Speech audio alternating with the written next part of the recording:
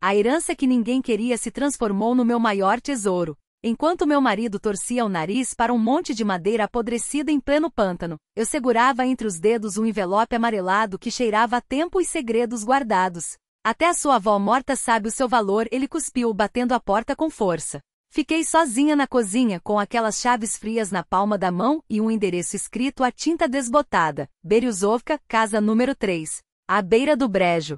Não senti raiva. Não senti vergonha. Senti alívio.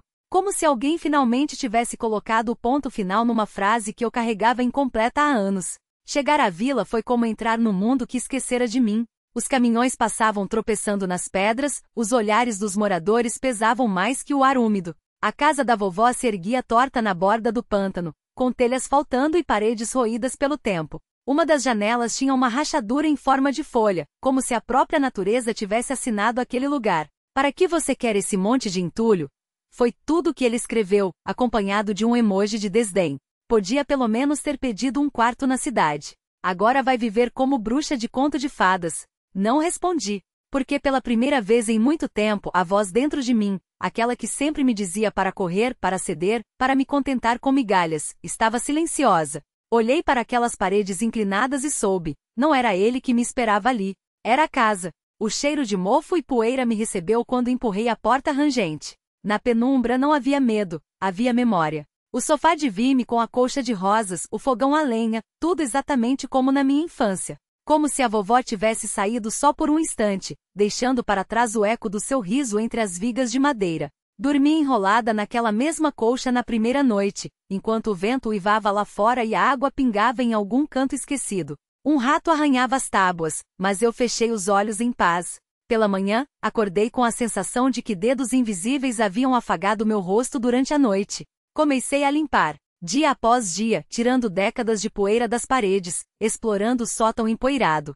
Foi lá, entre baús cobertos por panos puídos, que encontrei as cartas. Dezenas, talvez centenas. Todas escritas por ela. Para mim. Anos descobri mais tarde, que meu pai havia interceptado. Entre receitas de tortas com anotações à margem, mais manteiga, minha netinha gosta doce, e relatos do cotidiano da vila, havia palavras que me abraçavam através do papel. Cada linha era um pedaço dela. Cada envelope, um abraço que eu nunca receberá. Debaixo de um cobertor puído no sótão, esbarrei num baú de madeira escura pesado, com entalhes que contavam histórias que eu não conhecia. Dentro, entre fotografias amareladas e flores secas, havia uma carta endereçada a mim. Na caligrafia trêmula da vovó, esta casa não é feita de tábuas apodrecidas, minha filha. É feita de força. Quem viver aqui com o coração aberto encontrará o que procura. Seu irmão levou as paredes. Você herdou as raízes. Não entendi. Até que uma semana depois, enquanto arrancava o reboco solto do porão, minha mão esbarrou numa reentrância estranha na parede. Pensei que fosse apenas mais uma rachadura, mas quando arranquei um pedaço de tijolo, vi o cofre. Metálico e enferrujado e intacto.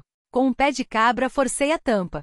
Dentro, maços de cédulas antigas, moedas raras e um chave com a palavra celeiro gravada. O celeiro, quase derrubado pelo vento, rangeu quando a chave girou na fechadura. E então vi baús. Não um, nem dois. Todos trancados. Quando abri o primeiro, o ar saiu dos meus pulmões. Rendas que pareciam tecidas por fadas. Vestidos de linho com bordados que contavam histórias de antes da Revolução. Caixinhas de madeira com fivelas de ouro, retratos em molduras esculpidas à mão. Minha bisavó, descobri depois, havia sido a bordadeira mais famosa da região. Suas peças eram encomendadas até pela nobreza. Tudo ali, preservado pelo tempo e pelo brejo que ninguém queria. Chamei um especialista em arte. Ele ficou mudo por longos minutos. Moça, disse finalmente, isso não são apenas coisas de família. É um patrimônio cultural. Algumas peças valem fortunas em leilões. Outras pertencem a museus que pagarão bem por elas. Os documentos confirmaram. A casa que todos chamavam de lixo era, na verdade, um baú de tesouros. E de repente, tudo que pareceu ser um fardo se transformou em liberdade. Ele apareceu 2 semanas depois, como se nada tivesse acontecido. Olha, pensei aqui. A gente poderia reformar esse lugar, fazer um spa, algo assim. Você precisa se cuidar, está parecendo uma mendiga. Falava como se ainda tivesse direito sobre mim. Afinal, você é minha esposa. Não precisa dividir nada com seu irmão ou museus. Isso é coisa de família. Guardei silêncio. Depois, sem tirar os olhos dos seus, disse: você está certo. Isso é coisa de família. Só que você não faz mais parte dela. Seus olhos se arregalaram quando pus sobre a mesa a pasta com os documentos. A casa era minha. Por lei. Todo o conteúdo também. Saia. E não volte. Ele riu primeiro. Depois ameaçou.